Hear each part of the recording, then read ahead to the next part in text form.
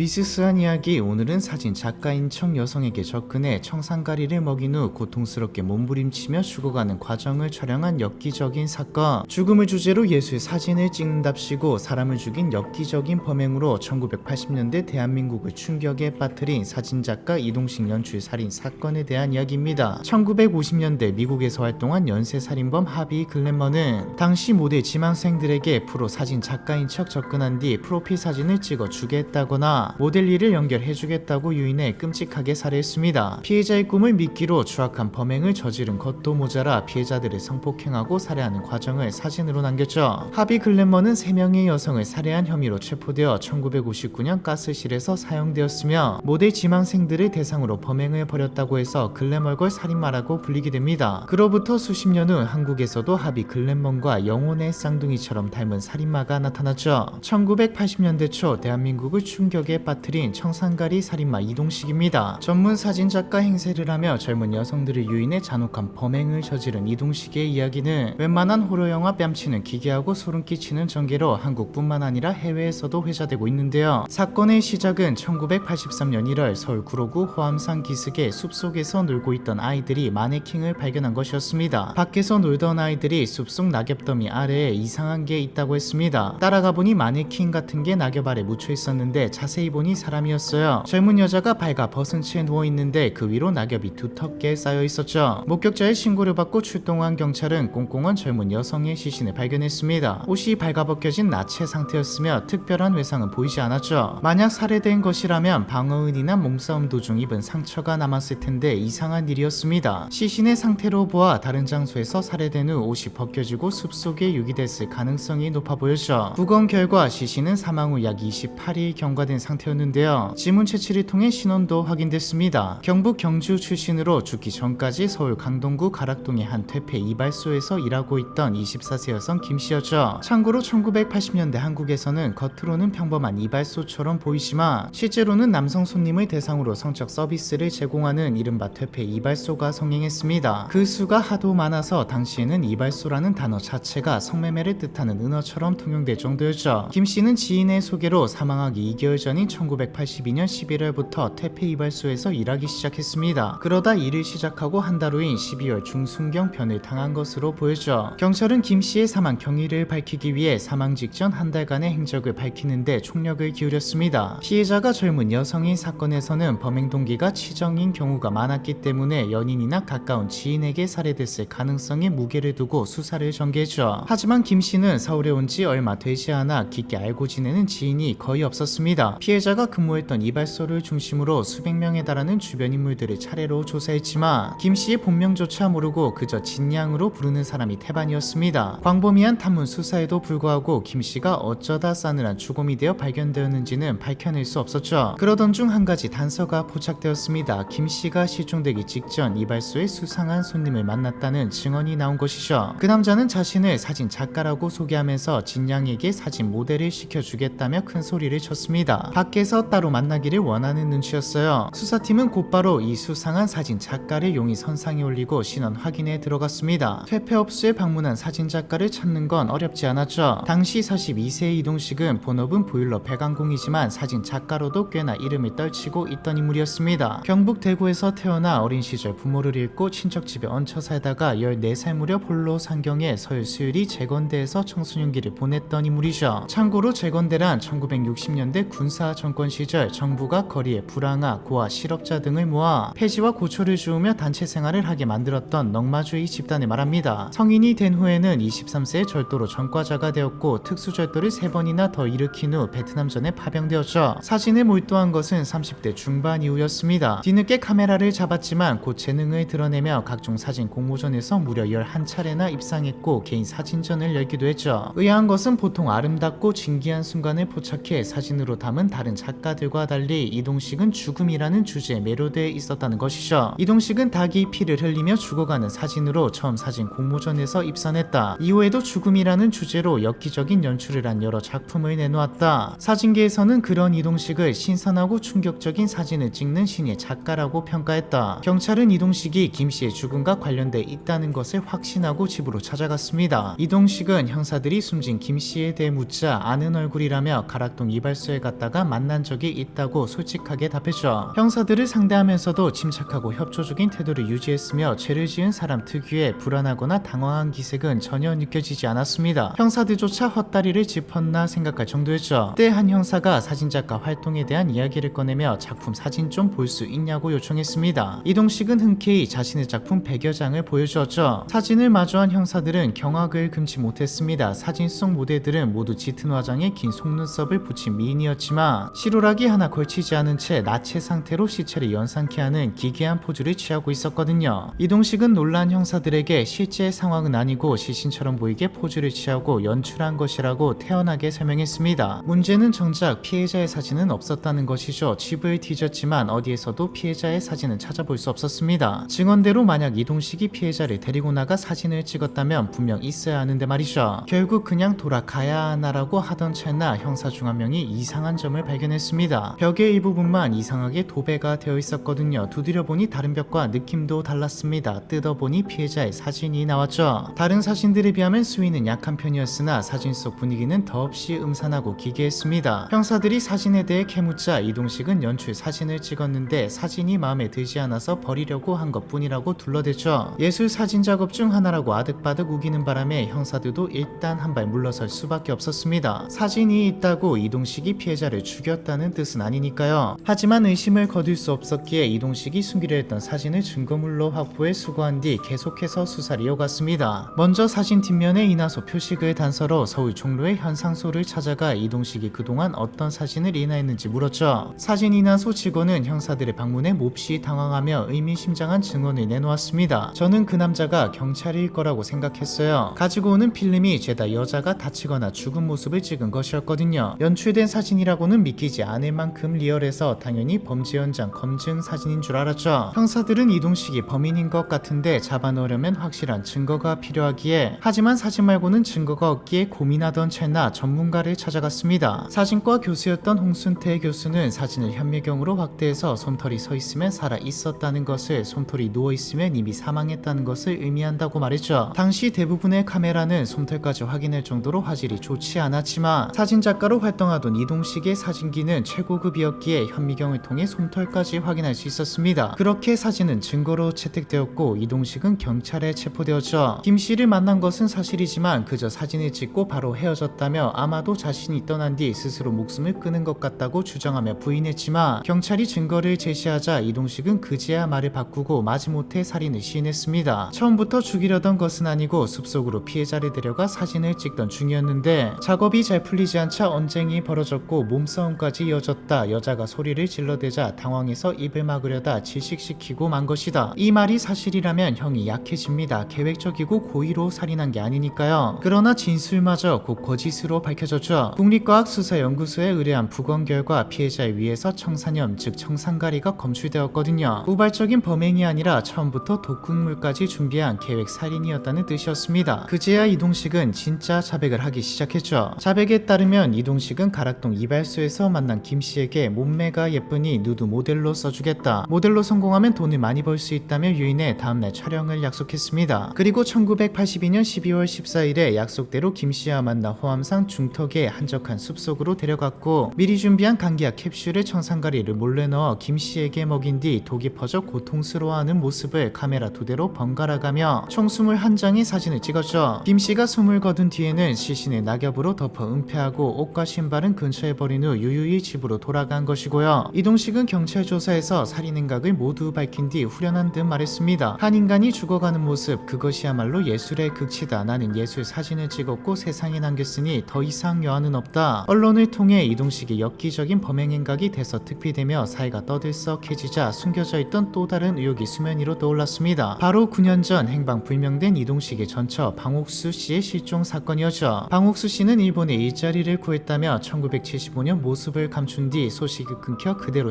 실종됐는데요. 중간에 이동식이 기모노 차림을 하고 찍은 방옥수의 사진 한 장을 가족들에게 전해주며 잘 있으니 걱정하지 말라고 했지만 이후 소식이 뚝 끊겨 생사 여부가 불투명한 상태였습니다. 이동식이 검거되자 방옥수 씨의 가족들은 경찰서로 몰려와 수사를 요청했죠. 상황이 심상치 않음을 느낀 경찰이 전처의 행방을 캐묻자 이동식은 태연하게 죽여서 묻었다고 진술했습니다. 경찰은 이동식이 아내를 매장했다고 가리킨 장소와 이때를 대대적으로 수색했지만 뼈 조각은커녕 옷가지조차 나오지 않았죠. 이후 이동식은 아내를 죽였다고 자백하면서도 시신 유기장소는 끝까지 밝히지 않으며 경찰을 농락했습니다. 이런 상황에서 한 형사가 벽장에 있는 일기장에 주목하며 시 구절과 이상한 말장난들로 빼곡한 일기장을 정리해서 분석해보니 살해 과정과 비슷한 내용이 나왔죠. 즉 살인일기였습니다. 일기장이 맞다면 살인된 사람만 20명 이상이었죠. 하지만 일기장 속 피해자들의 정체를 밝히기도 전에 사건은 새로운 국면으로 접어들었습니다. 1988년 서울올림픽 유치에 성공한 뒤 국가 이미지 제고에 총력을 기울이던 전두환 정권은 이동식 사건을 나라 망신으로 규정하며 빠르게 사건을 매듭 짓도록 지시했거든요. 이동식은 법정 최고형인 사형을 선고받았고 상고심을 거쳐 대법원에서 형이 확정된 뒤 1986년 5월 27일 서울구치소에서 형장이 이슬로 사라졌습니다. 전처 방옥수의 행방과 일기장 속 21명의 실체는 끝내 규명되지 못한 채 영원한 미스터리로 남게 되었고요. 수십 년이 지난 지금도 한국 범죄사에서 손꼽히는 엽기적인 살인 사건으로 회자되는 사진작가 이동식 연출 살인 사건에 대한 이야기, 이번 편은 여기까지입니다.